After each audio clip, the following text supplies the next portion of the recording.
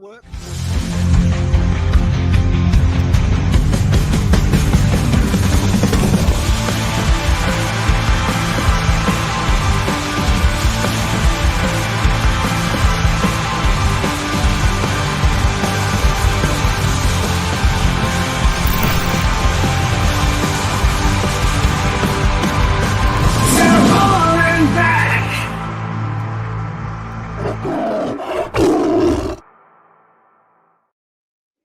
Well, good evening and welcome to Tiger Talk on Toll and Back Podcast and on Humble Wave Radio. Good to have you tuned in tonight. Hope you've had a good week.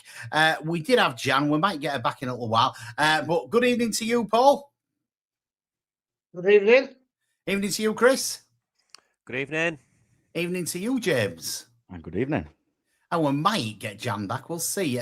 Jan's out sunning herself in Turkey. We're all not in Turkey, is all I'm going to say to you. So unfortunately, we're here and you can see our ugly mugs. You can't see Jan's pretty face because she's not with us at the moment, but she might be back soon.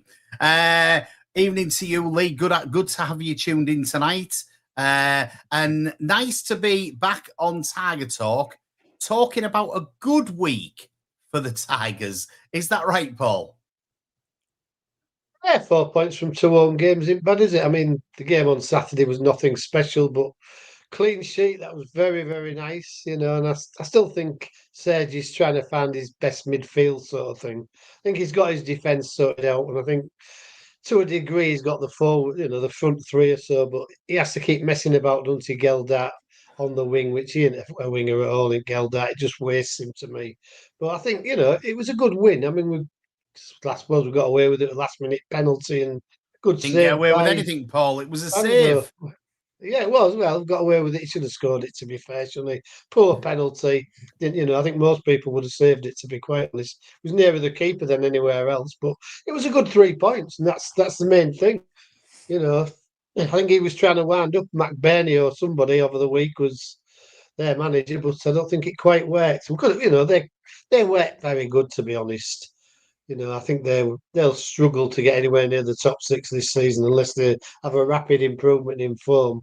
I just thought it wasn't really a game, a really good game to watch. It was just, there was a couple of highlights. One of the goal, the Pando save, and that melee in the goal mouth when everybody threw themselves at the ball and kept it out. So, other than that, there wasn't a lot going on in the game. I didn't think. I thought it was a run-of-the-mill game, but I was quite happy with the 3 points, so I'm not bothered about the game too much about that. The 3 points was important. As Louise says, good evening to you, Louise. Great 3 points and good to shut Wilder up. It was good to shut Wilder up, James, wasn't it? Yeah, sums up their season a little bit, doesn't it? Getting Sheffield United by Hull City. I mean, we did one over on them realistically of how they've played most of last season, to be honest. I mean, it was a bit hand in mouth, I thought, a little bit, to be honest, in the second half, I've got to say. I mean, from where we were sat in the stands, it felt like it was goal kick after goal kick. We was kicking straight out to their players. And, if they had been a better team, it would have been chance after chance, I thought. So, I mean, but luckily, fortunately for us, there wasn't a very good team, was there? So, I mean, we got away with it, I think. Yeah, a little bit getting away with it. And, as you say, it wasn't the best game. But we needed we needed to keep a clean sheet, Jan, didn't we? And we managed to do that. Yeah, absolutely. I mean, I'd take one of those scrappy 1-0s. It's not good for the nerves, is it? But I'd take that every week. But I absolutely agree what you said about kicking the ball out. I mean, how hard is it to kick it in a straight line?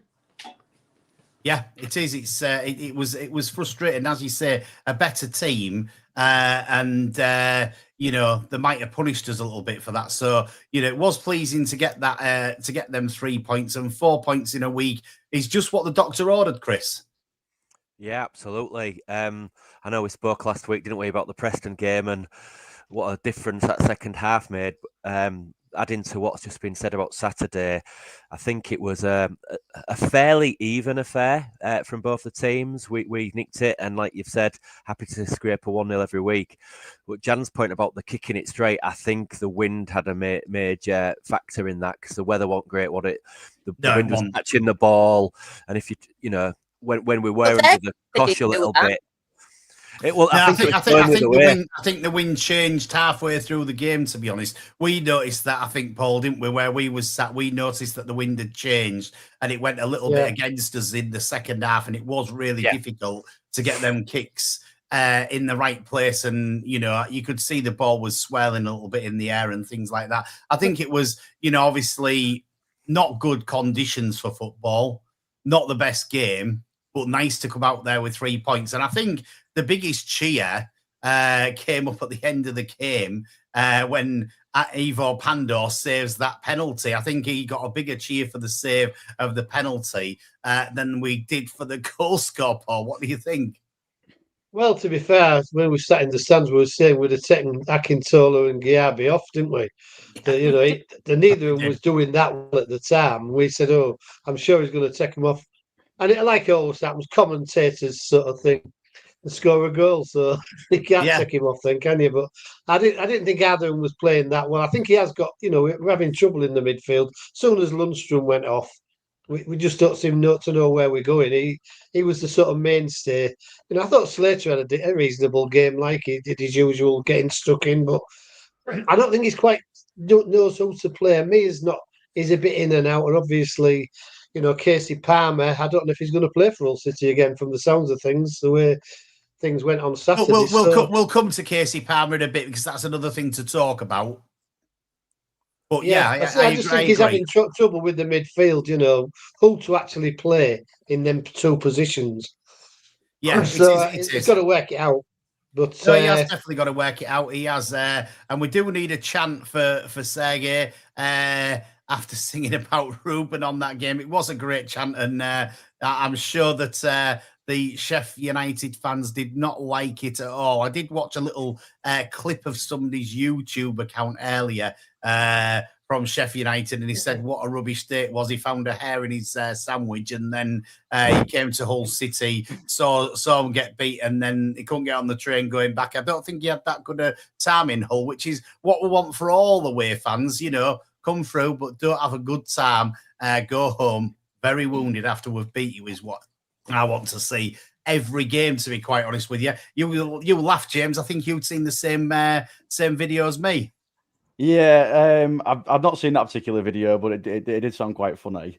I just think, especially when it's a Yorkshire derby, where our fans especially are quite up for a bit of banter, aren't they? And we definitely give it to them quite a lot through the game. I mean, I'm a little bit 50-50 on the Ruben thing because I definitely joined in on him. I enjoyed it at the start of the game because obviously, you're getting on the wind up with the fans and getting on their back about it. And normally Sheffield United fans are quite loud. So I thought, we managed to get on top of them really with that. And but I mean, later on in the game, especially, after we was 1-0 up and we was winning the game, I do somewhat agree that, it's maybe a little bit disrespectful to our manager singing the previous gaffer's name a little bit.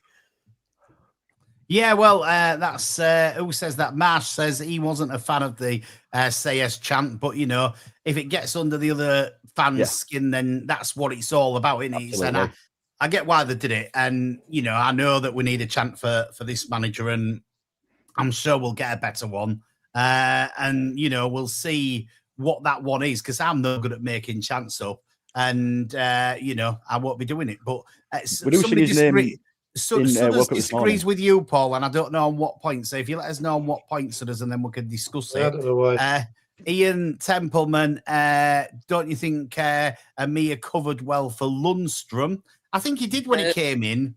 I thought he played. No, well, you're shaking your head, Jan, but I thought he played all right when he came in, to be honest. I thought he covered all right for Lundstrom. He ain't Lundstrom, and I think Lundstrom's the better player out of the two, but he did do all right when he came in. What's your thoughts, Jan? Because you were shaking your head at me. No, I do. I mean, I said last week, didn't I? I'm not going to call him yet, but I'd have subbed him. I couldn't understand why when Lundstrom went off, we didn't bring Crooks on. But I think maybe because he's coming back from injury is all I can think. And I did shout a thing at Crooks. It can't be repeated on the radio. About halfway through the second half. Do you remember what I said, Paul? I'm pretty certain it was something very nice, like "well done." It wasn't well done. I was calling him a lazy person for not cracking back. The words was maybe slightly different to those words. I'm sure you can work it out if you're listening or watching. And then, you know, a little bit later on, I think he made up for it because he was on my side again, and he did that thing where he sort of fell over. He got back up like he was in the Matrix or something, and then went through a few players and put the ball out, which got a big cheer for the throw-in, you know. So, yeah, I can understand why he didn't bring Crooks on, because I think Crooks didn't look fit enough, if I'm honest with you. And that's why I think he didn't, he didn't bring him on, to be quite honest with you. And one thing with Amir is he is fit. You know, he does look fit and he does look ready. I just think he's adjusting to the Championship at the moment, and it takes some adjusting to, because Lundstrom's been there for a long time.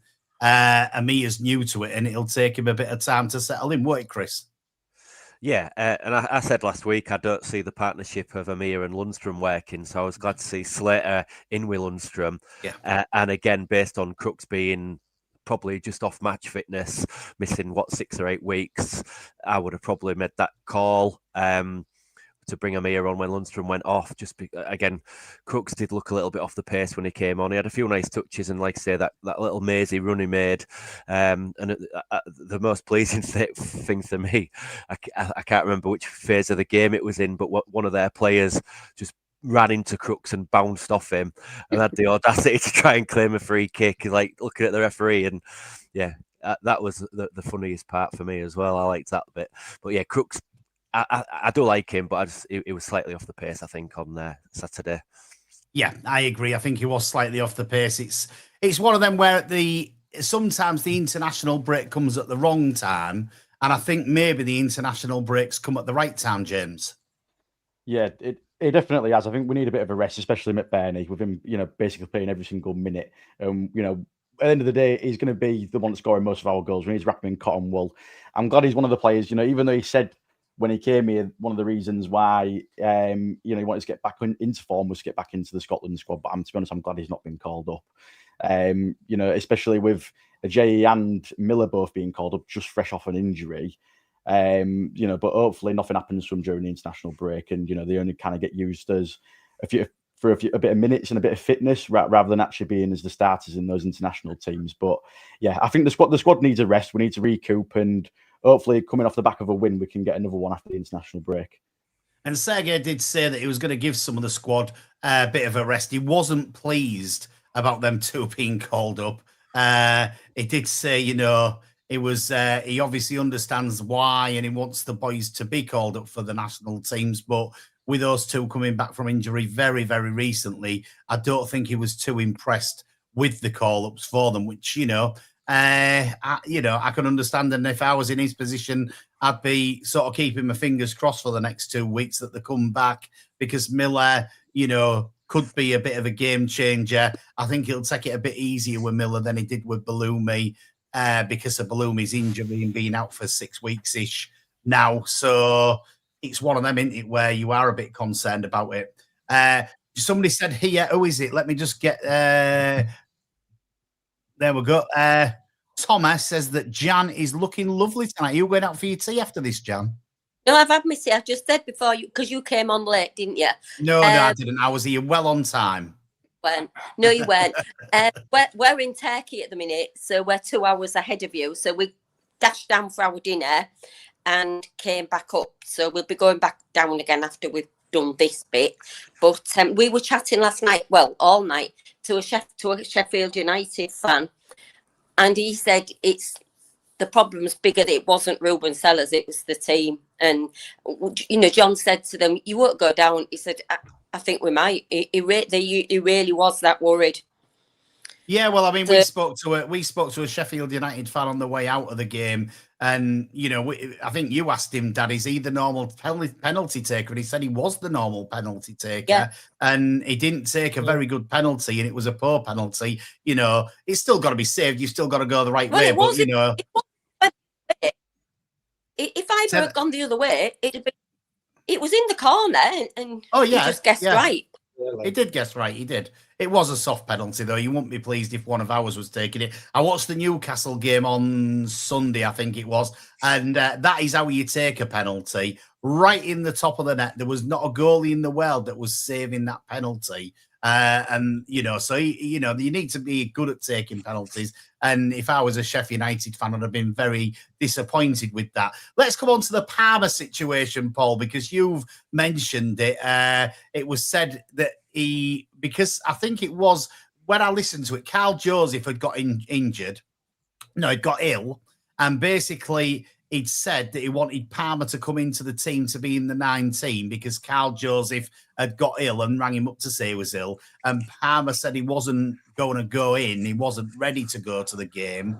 Does it sound like he's played his last game for us, Paul? Well, I would think so. I don't know. It's hard to say. I mean, obviously, you want to get what people tell you, so you don't know what's actually gone on. But it seems that way. I mean, he's been very, very in and out, hasn't he? He's had a couple of good games and then 5 or 6, very average or bad games. He was in and out of the team last season. I mean, the game against Oxford, he looked pretty good. And I thought if them three stay together, Lundstrom, him and Crooks, I thought it would be a decent midfield at the time. But he's so in and out. He's just unreliable, isn't he? He's not steady. He's not a 7 out of 10 or an 8 out of 10 most weeks. Some weeks he can maybe be a 9. Some weeks he's a 2 or 3. And that's the trouble with him, I think, And I don't think he obviously liked getting pulled off the game before at half time, but he was having a poor game. And Sergi obviously has to make changes 2-0 down. And you've got to, you've got to try and sort it out. And the players he brought on made a difference. So I don't know if he'll be playing for City again. I don't know whose place he's going to take to get in the team. Because if Lundstrom's fit, he's not going to get in there. I think obviously Mia, Slater are above him. Maybe even Giabi's above him. So I don't think he's going to get in very easily. I would think probably in January they'll try and offload him somewhere, whether it be on loan or get rid or sell him. I don't, I think he's been too inconsistent since he's been here. Yeah, Cookie sent me a message to say in January he thinks it's Palmer out and Ozan Tufan in. What's your thoughts, James? I mean, yeah, it's difficult, isn't it? Because any of those 11 players could have been subbed off in that game at the end of the day, and the subs we made a difference in the match, like Paul said. And I think I saw David Prutton say, if it is a case that he spat his dummy out with the manager simply because he came back into the team, he put his faith in him, he didn't play well, he got subbed off, and if he spat his dummy out, I don't think he's got any right to, really. As a professional footballer, you get paid thousands of pounds a week. And to play football, if you're not playing well, it's the manager's decision to take you off. You just suck it up. And, I don't know whether or not it was he just actually might have been poorly. We don't know the answer, really, do we, about what his reasoning was for not being available for the bench at the game. But like I say, I mean, I especially have not got time for players if that's the way they're going to react when they get subbed off in a match. Because at the end of the day, it's a team sport and you need to be thinking about what's best for the team and not what's best for you as a player. His reason can't have been he was ill, James, else the manager wouldn't have said what he said in the interview after the game, because, you wouldn't sell the player down the river if he'd have had a good reason. I don't think it can have been a good reason. A few comments on here. Lee says he had a shocker. It was there. Lee said he had a shocker against Preston North End, like what you said, Paul. I think he will be sold in January, says Ian. Inconsistent and lazy at times. Louise says that she said it before. Sergei is building a good team. He won't want anyone with attitude if that's what it is.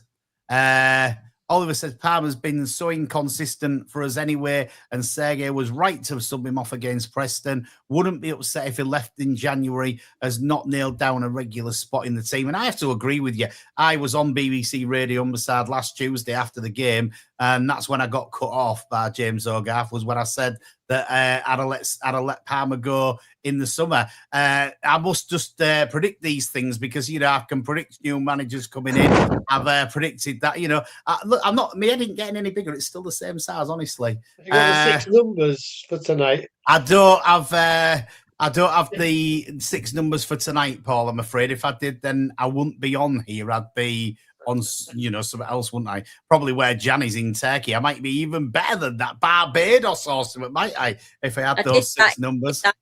Match. You're doing that? You did that? Well, yeah, we know. Don't brag, Jan. Nobody likes a bragger. You're bragging all the time, saying how good you are at predicting things.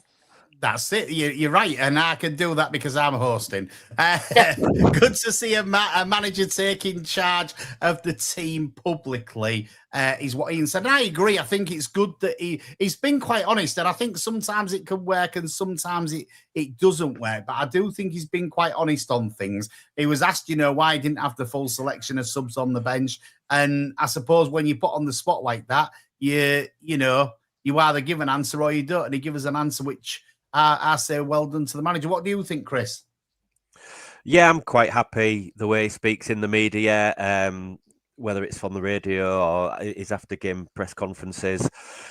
There's that nice element of honesty and openness, and it gives the fans a bit of an insight, doesn't it, into his ways of thinking. He never shies away from a question. He tries to answer it as thoroughly as he can. I'm sure the club are telling him some things he can't say, but I really like his approach. And actually going back to the Casey Palmer thing, I think he's only got one option now, which is come back, get his head down and work hard in training. If he's given that chance again in the team, he's got to take it. Otherwise, like some of the comments have said, if he's showing any sort of attitude and he doesn't have that mental resilience to sort of see what's beneficial for the team rather than himself, then like I say, you don't necessarily want that sort of ego in a dressing room, do you? But yeah, I think that, the manager's potentially got a right to come out and say that after the game as well. Yeah. Well, what do you think, Jan? No, I agree. I don't think anybody's bigger than the team. And I think I read something the other day. They were saying maybe that's why he's had 7 teams. Seven teams. But he's one of the players. He should be a role model to the young lads. We all said we wanted competition in the team, didn't we? But when you were saying, somebody said on there, maybe Ozan Tufan come back. That's not for me. But again, everybody's entitled to the view. If one person's coming back, I'd be going to Maribor and asking for Jean-Michael Seri. Yeah, well, that's not a bad call. He's a good player, is Seri, and he would definitely help some of the players that we've got in the team to develop them a bit better. Whether he's fast enough for the Championship another year later, that would be my only concern with Seri, to be quite honest with you. Nice comment from Archie. Loved this stream. Support from the Gay Tigers. So good evening to you, Archie. Thanks for the comments tonight. Lots of comments about Palmer. Where's the next one that I've seen? I've gone too high up now. So, plus it would free up some wages in the squad if we still have the 1 in 1 out thing. Sarah says replace Palmer with Dele Alli. And somebody says here, did anybody see Matazo's comments about him thinking he'll be back playing next month? Well, if he's back playing next month, then we're not going to miss Palmer at all, are we? So, also... Mitchell says that Palmer's such a frustrating player because he can see he's got quality in games. It's just the fact that he can't keep what he does in one game going into the next game. He's been so inconsistent. He really has. And he thinks we need to cash in. And I agree, to be quite honest with you. I did say it last week, and that was before all this debacle. And it seems like I was right again. I know I say these things a lot. But yeah. What's this comment here? Dele Alli, he doesn't agree, doesn't actually. He doesn't think that Dele Alli's to come in, and I'm not sure about Dele Alli. He's had a few clubs. He's not, he's had a lot of problems, and we've got enough players that we're trying to help through those sort of things without taking another one. Would be my comments on that. But it sees Hull City move up the league. Is it 14th we're in now without we getting the Championship table? Yeah, 15th in the Championship table. That's after the games over the weekend. Is that where we think we should finish around at the end of the season? Come on, I'm disappointed. Depends. I'd like to think we could get higher. Yeah, I don't. So where do you think then, Paul? Well, I think we could push for top 10. To be honest, we get Balumi and Miller back. There's no reason to think we can't push for the top 10. I don't think. So it's hard to say. I think it's such an open league. Don't think there's anybody at Coventry at the moment, obviously scoring a few, but they couldn't score against Stud, could they? First game of the season. So no. Did they score? Was it Sparta scored last game? Yeah, I think they've had a 4 and a 5 and a 7, haven't they? They've scored some goals. I'm averaging 3 a game or something like that. So the goal difference for obviously Coventry is plus 20. Yeah, it's ridiculous. yeah, it's excellent, and it's Absolutely but crazy. it's keeping it going over the season. They may do, like they might be the standout team of the season. I don't know. They've done well last 2 seasons, haven't they? So they could easily be the standout team. But bar them, I don't think there's anything major in the league. I don't see why we can't push for top 10. And if we're getting top 10, with maybe 8 or 10 games to go, who's to say you can't get in the top 6? You never know. I mean, you look at it, Paul, don't you? And at the moment, we are in joint 11th place without the goal difference. If we had better goal difference, then we could be in 11th. So that'd be, that'd be good. It's the goal difference that's just letting us down a little bit. Hopefully, we can get that a bit better. 2 right, Paul, should be top 10. That's what Archie says. Should have said, you're always right, Adey. You know shouldas. You definitely know. And then we've got, if Oliver Bailey doesn't get injured, we can definitely get top 10, says Sarah. Yeah. And that could be the key to it, couldn't it? Go on, Jan, you're having your say. Yeah, that is the worry, isn't it? I mean, on Saturday, he was an absolute stalwart in helping the defence, wasn't he? Because I still think we're a little bit susceptible. Those long throws, those loopy balls into the box, we don't seem to head them, do we, very well? No. So, and it's literally one injury away, and then what happens to the girls? I mean, it's like Lunny, when that interview with Lunny, he said, I don't get injured, then blow me, 15 minutes into the game, he had to go off with his, whatever he's injured, his calf, is it, or something. So, did they say it was up for about 4 weeks on that one? Is that right? I thought they said after the international break he'll be back. Yeah. Did you? All right. Yeah. Good. Well, that's good if he is, because I think Lunny could be a bit of a miss for us. I think he's had a couple of games where he's been a little bit not as good as other games, but he's definitely he'd be one of the first on my team sheet, I think, at the moment. I don't know what you think, James. I just think he's the type of player where he has sort of lost the edge of pace, I think. So he needs a player next to him which has got the legs to be able to sort of drive the engine in the midfield. So like his Slater in there. Yeah, I do like that pairing. I know that a couple of times earlier in the season it didn't actually work, but I do think, Slater's really upped his game as of late, and he deserves probably to be on the team sheet at the moment.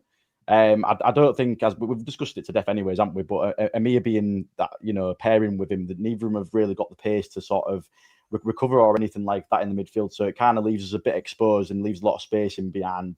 Do you think Sergei's realising that now, James? I do think so, because like I say, he started Slater, didn't he? And you only brought Amir on because of the injury to Lundstrom. So I can imagine that either JB or Slater is going to probably be. We're going to see more of them players in the team next to Lundstrom, I do think, because I'm fairly certain I've heard someone who had been on the meal with Adjan also say that Adjan had noticed that as well, and had pointed it out to the manager. You've got Matazo coming back that probably sit next to Lundstrom. He's got a bit of pace and likes to get forward. Even if we can get Zambrano in January as well from some dodgy dealings, I think he'll also kind of fit that profile as well. Yeah, you're right. He could do. I mean, you talk about JB, he's still got a bit to do, Chris, hasn't he? Yeah, I mean, I've been quite impressed with him when he came on. I think the only time, I think he's more of an 8 than a 10. And when he came on, was it Southampton, when he came on and played in the 10 role, and he looked a bit lost for 10 minutes, but he grew into the game. I thought the way he broke up play and got a lot of interceptions, tried to start a few counter-attacks, nearly played McBurney in as well, I think, if I remember rightly. So I think he's a bit young. He has got a fair bit of experience, obviously playing a year and a half at Plymouth before coming to us. So, I think he's all right, and I think he's ain't as slow as Lunny and Amir. So I would be quite happy with him alongside Lunny, or when everybody's fit, I think it's going to be Lundstrom and Matazo or Slater, and Giabi will potentially be fighting for that number 10. The number 10, it's ideally Geldart, Crooks, or Giabi, because I can't see Palmer in the mix too much if everybody's fit. So, but yeah, I've been quite impressed with Darko. To be fair, I think he's made some. He's gone under the radar a bit with his work rate, and he's not going to be. I that think game he's one of them. changer. I think he's one of them that grows into the game, and it takes a bit of time to get into it. And sometimes you can't have that time to grow into the game, can you, Paul? No, I don't know if he's a little bit lightweight for at the moment. To be honest, he's a big lad as well. It doesn't seem that strong for me. I don't know. I mean, you look at him. I know Lundstrom's a lot more stronger than him. He seems to get pushed off the ball easy. I think. I wasn't over impressed with him on Saturday, to be quite honest. Not first half anyway. I thought him and Akintola was not doing a lot, to be honest. I thought that both of them could have gone off for me. Akintola got in the team of the week as well. So what do we know? And I don't know why, because that must have been the goal. That's the only thing. I don't think he did much else.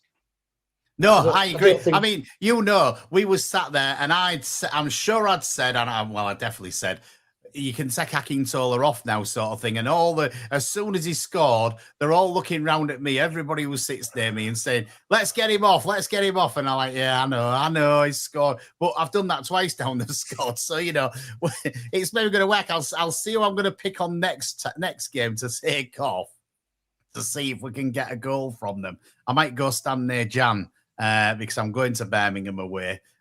So we'll probably stand somewhere near. We'll see what happens in that game. But yeah, I'll shout something. There won't be anything obscene, Jan, so don't worry about that. I never do that, as you know. So he might improve. I mean, I'm not saying he won't improve, but don't think he's a first name on the team sheet at the moment. I think I don't think he's going to get in front of I'm with you, Paul, as well. I agree with you. I think that's right. Marsh said, at least if we're top 10 going into January, a Jun can't overspend and disrupt the team again. That's true.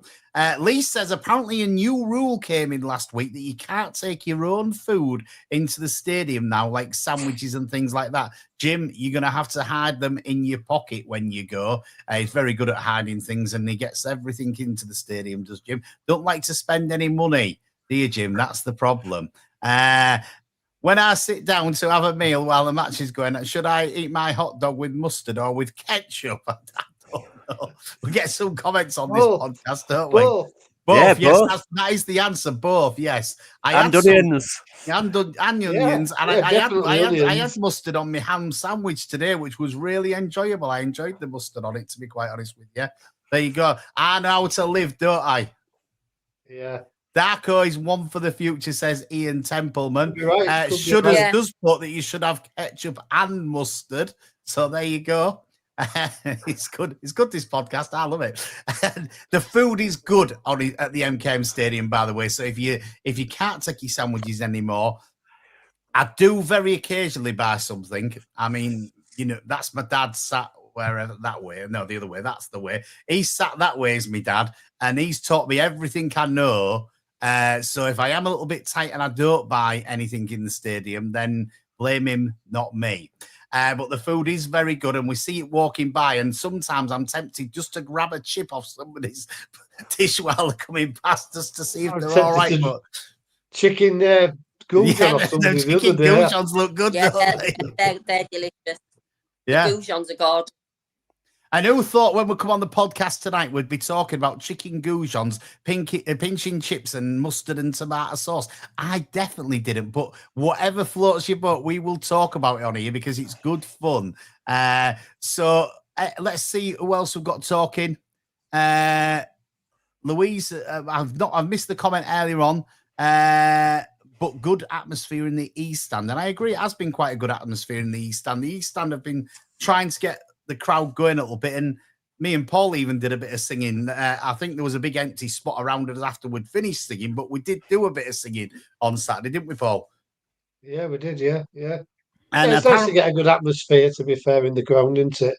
It is, and that can drive the players. And I think near the end of the game on Saturday, the crowd did try and pick the players up and give the players, a boost, because they knew there was hanging back a little bit. And I think, obviously the penalty saved near the end, that gives us a boost. And I think trying to get the home form better, the last two games will have helped. I know we didn't play well in the first half against Preston, but second half we did play really well. And that 4 points could hopefully be the start of things to come at home at the MKM Stadium for Hull City. I'd like to see that. That'd be good. And Sarah says that apparently the international break will change next year. I've heard this as well. Have you heard it, Chris? Yeah, I think instead of 3, 2, or 1 week, it feels like longer weeks off, international breaks, it's going to be 1 3-week window where the teams will play, is it 4 international games or 5 international games? Don't quote me on that. But yeah, 1 longer break. Is it sort of end of September, beginning of October going into? So yeah, just There's one still break. one in November, though, isn't there? There's still one in November, isn't it? The September and October are combined. Like I say, I know it's something like that. That's why I say don't quote me. Somebody will tell us in the comments, I'm sure. James, do you know? No, I'm not sure. No, we'll find out about that to see. I'm sure somebody will tell us in the comments what is happening with that. But I have heard there's going to be a change, and it needs to be a change because I don't like this 5 weeks and then have a break, and then that's all it is, isn't it? About 5 weeks and then you have a break. Less and then than that, 5 isn't it? weeks. Is it? It's like 5 or 6 games, but obviously a couple of them are midweek, so it's like 4 weeks, isn't it? And then you're waiting. It feels like an eternity waiting to get back to the MKM. I think sometimes it can be good, can't it? If your team's got 2 or 3 injuries, maybe help over. But I don't like it. I think like every fan, you want them to be playing every week. You don't want these gaps particularly, but especially when you're in a rhythm. Yeah. Did you go to you would have gone to the under-23s at Coventry, will you, Jan? No, and it's under-21s anyway, but under 21s. What score was it? 3-2 was it we finished? Yeah, we won 3-2 and we were down to 10 men. I mean, I watched the commentary because it's not live on Tigers Plus like it is on the like the first team games are. So yeah, but we were down to 10 men and down 2-0 and then we won 3-2. Can I just say about Gayabi? He's supposed to be 6'5". Well, first of all, he doesn't look it. He never is. Well, exactly, he doesn't look it. But you'd think we'd win everything in the air, and we still don't. No, well, you see, if you're 6'5", I've seen this with some players that are 6'5".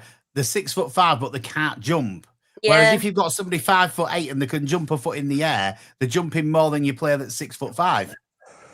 Yeah, I agree. I mean, I remember at Charlton, a good few years ago now, it was a Friday night, pouring down with rain, and we were losing. And KLP, in either the last minutes or in the added time, out-jumped everybody and equalised. And you'd think we'd won that night. And he was probably the littlest bloke on the pitch.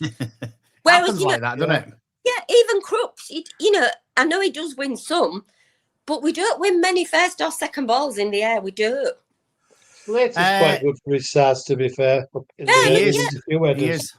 One of the best was Seri. He seemed to hang in the air when he jumped. He did. Mitchell says Zambrano is good, but we would have too many players in midfield if we bring him back. But he wouldn't be against it. And I think that's the thing is like if you get rid of Palmer, then you've got that space there. Sarah says, I think keeping Kamara is better than having Akintola. And I tend to agree, to be quite honest with you, Sarah. Yeah. And she'd have barbecue sauce on her hot dog. No, barbecue sauce has got no place on a hot dog, Sarah. I'm sorry to say. We're still talking a little bit of food because Ian says, where's the crumble? Has it gone? I haven't seen if there's been any crumble at the stadium recently. But I have been told it was very nice, the crumble. Again, too tight to buy it, so I haven't bought it. And, people who get these free press tickets, yes, we do get one. Yes, I give it away every week. Will, I hope you enjoyed the crumble when it was there. I'm sure you did. And he never, ever saves me any of this. He should come out with a little doggy bag for me at the end, I think, don't you? Yes, Jan's nodding. Yeah, it'd be nice to him. So, well, because you need more food, don't you? I've seen the shape of you. Well, I maybe do, Jan. Yes, I do like food. It is a good thing that I do like. Jan, did you have a sweet sherry with your tea? I'll tell you what. She don't bloody need it, let me tell you, Chris. I'll tell you what, I said earlier on, it's been raining. This is the first time we've ever had rain on holiday in Turkey, but it's supposed to be nice tomorrow. So yesterday, we basically drank most of the day. We felt really rough this morning. So we've literally just had our first alcoholic drink just before this today. And the guy that we were talking to from Sheffield that I was mentioning, he had to go to bed. He said he felt so ill because, as I say, it was raining, so we didn't really go out anywhere. So yeah. So he was a bit drunk last night. Lee says good to see the club bringing back the tifo across the East Stand before the game. I think that's the flag that he's talking about, isn't it? It's as long as it doesn't come over my head after we've kicked off, it's a good thing. If it starts coming over my head after we've kicked off, I'm not happy about that. So do it earlier. Make sure we get it down before the game starts, because I like to see everything. We do have a guy that walks past us and makes everybody stand up in front of us, Paul, don't we, on home games? And you sort of like this, you're trying to see, and he talks to everybody on the way past, and you're thinking, stop talking, get past and sit down so that we can enjoy the game. But no, he does it every game, and we have a good laugh about it. We certainly do. It's good to see the atmosphere coming back, I think, at the MKM Stadium. It's been lost for a while. I think we've all been very nervous fans, but them nerves maybe starting to settle a little bit. What do you think, James? Yeah, like I say, I sit in the, I think it's N5 in the North Stand, so it's right around kind of, there's sort of two big contingents of singing fans, so you can definitely notice an improvement of the atmosphere from sort of previous seasons. It's definitely been louder, but I think the early kickoffs still have a bit of an effect on kind of the volume and people being up for it at certain points, especially I think, as we've all said, people haven't had enough beers at that point when it's a 12:30 kickoff. So that has an impact on the game, but I've definitely been enjoying, being part of the fans and trying to get the players going on the pitch, especially when they need that lift. I've noticed, like I say, the fans have really had the players' backs lately, which the only time I can say they haven't really was the first half at Preston when there was fans booing the players off, which I didn't personally agree with. But, sometimes fans are entitled to their opinion, and if they've paid the money, they can boo the team off if they've played not good and they hadn't played good. Mitchell says it's great to see that in them scrappy games that we can come out with 3 points, because if that was last season, we would have probably lost. And you can really see that Sergei is building something. And I agree. I said this. I was at the test centre earlier on, talking to one of the examiners there who's a Hull City fan, and I said that I think we've not done as well as I'd like us to at the moment, but I do think that Sergei is building something. And the examiner agreed with me and said that we need to give Sergei some time and not get rid of him quickly. Try and give him some time to get a settled team. I think that's a good point, to be quite honest with you. Louise says she likes it when the away fans sing football in the library and then we score and win. That is always very nice. It is, Louise. To shut them up, it is. Actually agrees it's class when that happens, is what he says. We like that, don't we? Adey, is that a Hull City microphone? If so, where did you get it from? It looks great. Well, let me tell you, it is a Rode pod mic, and I got the little Hull City cover for it, which you can buy as an extra. So yes, you can buy it, Rode pod mic, and just search for the cover for them, and you can get yourself a black and amber mic just like mine. Yeah, it's good, isn't it? I like it. Yeah. I've had some compliments tonight. Apart from off Jan, everybody else is being really nice to me, which is nice to see. You got any compliments for me, Chris? Nah. No, I didn't think he would have. My dad definitely won't have any compliments for me, so I won't even ask Dad. You blow your own trumpet too much, Adey. No. Maybe singing that is our good luck charm, because Southampton, Preston, and Sheffield United all sung that, and we didn't lose any of them, and that's quite true. It's good, that, isn't it? Lee said that the Crumble usually comes back in November, so something for you fans who like the Crumble to look forward to back in November. The Crumble was unreal, says Archie. I might have to get my dad to buy me one then. Yeah, what do you mean? Chance will be a fan thing, won't it? Yeah. Right, any more comments? You can talk for a minute while I look down the rest of these comments to see what we've got. So come to you now, Paul.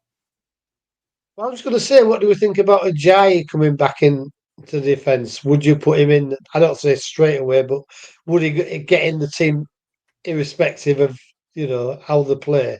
Would you bring him back into the team? Looked rusty on Saturday, didn't he? Yeah, that's why he made a mistake. He should never have made that challenge. It was a definite penalty. You can't argue that. I think that Egan has grown into the team, to be quite honest with you, and he's going to take a little bit of ousting for me. I don't know what you think, Chris. I think it started last year because we brought Egan in, didn't we? And he was on the bench a lot from when we signed him in January. But then towards the end of the season, the partnership was Egan and Charlie. So, you know, and they did well back end of the season. And then, so I was quite surprised first game against Coventry when Semi came in above Egan, being a new signing, and there was a bit of a partnership from the year before. But since Semi's got injured, we have shipped a couple of goals, but they do start to be building that relationship up the back two and looking good. And at the minute, he's got the share, and Semi's going to have to come in and oust him. But you know, that they are looking good together, and obviously it's been recognised, and he's got his international call up on the back of it. So, what do you think, James? Yeah, I mean, it's John Egan. I mean, I think he's had some bad patches this season, especially. But he's definitely grown into the squad a bit more, and I think, you know, he's realised, obviously, the defence needs to pull the socks up, and I think Hughes did that as well on Saturday. You know, both players have been a little bit out of form, but I definitely noticed an uptick in their effort and their. I think, especially with Hughes as well, he's trying to do too much for the team, but Egan needs to be that experienced head in the back four, and I think he's kind of realised that, you know, he really needs to take it by the scruff of its neck at the moment. Clean sheet of helped them both on Saturday, Jan. Yeah, absolutely. I mean, I'm kind of on the fence with it because I agree. He was really good on Saturday, probably my man of the match, to be fair. Yeah, I agree. But I equally think there are times when he's been slow, and I think on Saturday you also credit to Coyle and Giles. You know, we have a go at Giles saying how good he is going forward, but not such a good defender. But actually, barring one move, I think on Saturday he was spot on, was Giles. So I completely agree with that. Yeah, he's getting better every game, Jan, isn't he? I mean, the thing with it is that it was always good going forward, and he's maybe needed a little bit of coaching. And I think you've got to give the manager some credit because, you know, you look at Charles, you even look, you know, at other players in the team that have developed and I think have got better under the manager that we've got at the moment than they were before he came in. Carl Joseph is another one for me who I think is getting better every game. And the manager's obviously doing something. I think being alongside McBurney will do something for him. But, you know, both of those players, I think, have got better under this manager. Is it a thing that we worry for the January transfer window for people coming in for some of these players, though, Paul? No, I don't think so. I really don't think so. I don't think we'll lose anybody. You know, I mean, Hughes he will obviously be the one you said early on in the season, he'd be the one that you might be losing, but he has been a bit in and out this season, probably over trying maybe a little bit, but he hasn't had the best start to the season. I don't think people are going to jump on the, 10, 15 million that was looking at, I think. And McBurney, I think he's quite happy here. And I don't think anybody from the Premiership's going to come for him. So why would he leave us? I don't think, you know, Coventry and the team, they don't need a goal scorer, do they? So I don't think he'd go back to Sheffield. I think he's happy here, and I think they're the two he may lose, but I don't think either of them. I don't think we'll lose anybody particularly. I think it'll be, if anything, we'll get rid of one or two and maybe get one or two in. I'd probably like to see another goal scorer. I don't know about this test, and he hasn't had a lot of chance, so I don't know. But obviously, if we did lose Matt Bainey for a few games, whether through suspension or through injury, you'd like to have somebody there who maybe could take up the reins a little bit. Maybe Destan can. I ain't saying he can't, but we haven't seen enough of him to really make that, you know, decision whether he's going to be the logical choice to take over from Matt Bainey if he gets injured. So I think I'd like to get a striker personally, if we can get anybody in January. I don't think we Bairstow's on need 7 any goals. midfielders. Oh, Thomas says Mason Bairstow. Yeah, he is Bairstow. Yeah. Thomas says to Jan that there's no need to shame my boy Adey. Let the man eat. And Sarah says, looking good, Adey. I love you too. You are both brilliant. Thank you. Watch it every week, this show. We've got to say, by the way, we have got a new sponsor for Tiger Talk. We have. And we're really pleased to have this new sponsor, aren't we? thecarmustgo.co.uk. I had to get the web address right. thecarmustgo.co.uk. And if you're looking to sell your car at the moment, please get in touch with those guys. Mike's been great by sponsoring the podcast, and it helps to keep us doing the great work that we're doing every week by bringing these podcasts and radio shows to you. Helps to keep us on the air and pay the fees that it costs us to do this, because it's not free, unfortunately. If it was, it'd be a lot easier, but we do need one. So yeah, thanks to the carmusgo.co.uk, we shall be getting a nice banner on there for you in the next week when Ant pulls his finger out. I did message him today, but he hadn't pulled his finger out before today's show, unfortunately, but he will do, don't worry. We need to get the away form better, is something that I've seen on here. I'm going to get this comment up. Yeah, there we go. We need to fix the away form. We could possibly be a team side's fear to play. It'd be nice to get that, wouldn't it? I think we're actually bottom of the away form table, aren't we? Are we? So... You'll know, James, because you're a bit more of a stato than I am. Yeah, I think we're definitely in that like bottom three. It's not looking good at the moment, but I think fixing the leaky defence will help with that 100%. Yes, no, definitely so. It would help with that to get that sorted. I'm hoping for a good away game against Birmingham, Paul. Yeah, well, let's hope so. I think we have been, not say unlucky, but we haven't taken our chances sometimes away from home that we've maybe taken at home. You know, even when we lost, was it 4-2, 4-1, 4-2? I can't remember now. I don't like to think about defeats, but we had chances in that game. And the last game, we could have been 2 or 3 up at half time, and they've come back. So I think we're not unlucky, but we're missing our chances away from home, and that needs to stop. I think we need to start taking 1 or 2, because I think we haven't been necessarily outplayed every away match. It's just we haven't taken our chances, and the other team have. So I'd like to see it turn around at Birmingham. It'd be a tough game, but I can't see why we can't. To be honest, I think the international break is giving time to get talking to the players and get something else sorted. We might have 1 or 2 players sort of back. I don't know. I think we've got to start to kick on, at least after the next international break, if not this one, and start to get our away form better. I think that Marsh is right in what he says, that Egan and Hughes need to play 2 or 3 good games on the bounce. They always seem to follow a decent performance with a bang average one. Lee Walker says that John Egan to get a contract extension. I can agree with that, Lee. I think you're right. He's got a contract extension. It's been he's got one, has he? So there you go. So on him. Yeah, well, that's good that he's got a contract extension. So I'm growing. He's growing on me. I think he's getting better. And Louise says that Hughes looked like his old self on Saturday. I've seen a comment on here as well to say that Watford have got rid of their manager and gone for an old manager after 9 league games. The manager got him to FA Cup final. Watford do like the manager merry-go-round, though, don't they? Something. It's Garza or Garcia, whoever they've had before, it's him. I'd like him to go back for the same manager, is it? He was like to get a new one. Yeah. Love a merry-go-round over there. Can I just interrupt then? So John's just brought the stats. We are bottom of the away stats. Yeah, I thought so. But 5th of the home stats. If we could just kick on with our away form, we'd get that top 10, won't we? Yeah. Ian says that the back 2 still look a bit dodgy with the goal mouth scrambles. Yeah, I agree. Lee says sack Ant. I agree. Yeah, let's sack him. If you're watching Ant, pull your finger out and get it sorted for next week. I don't know if it's just the back 2 you've got, You what, Paul?